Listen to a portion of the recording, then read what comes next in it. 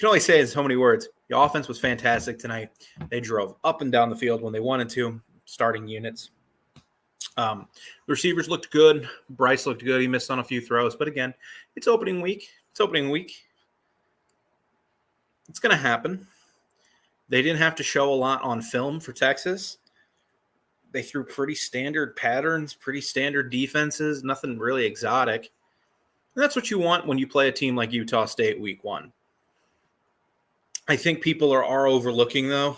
I'm seeing on Twitter and throughout the game and just my friends, people are overlooking. Utah State was a good team last year. And they returned their quarterback, and I've talked about this a little bit. They won 11 games, hung with some Power 5 teams, beat some Power 5 teams. But they're 1-1 this year. And I had a feeling this game could get kind of ugly. If you watched last week when UConn started to run the ball on them fairly efficiently, there was going to be issues for the Aggies today. Part of it, I think, was they were looking forward to this game. Like, okay, let's give Alabama our best shot. UConn will kind of just roll over and die. And that's not what happened. They played hard, the Aggies, and best of luck to them the rest of the year out west. But they couldn't get anything going. I mean, I'm looking at their drive charts.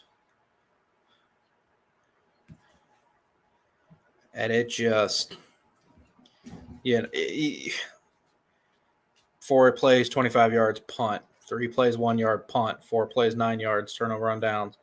3 plays, 6 yards, punt. 3 plays, 0 yards, punt. 6 plays, 17 yards, punt.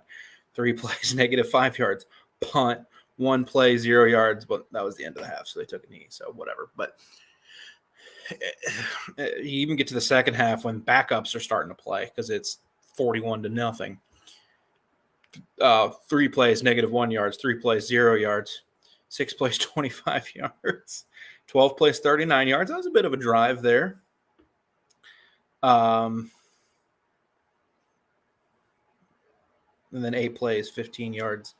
And but at that point, they were just driving to run out the clock. So, but congrats to Alabama on the win. They're 1-0. I don't think anybody was really that nervous about this game. I thought there would be some intrigue. Like, I thought maybe Utah State could keep it close for like a quarter, which is enough to rile up Crimson Tide fans.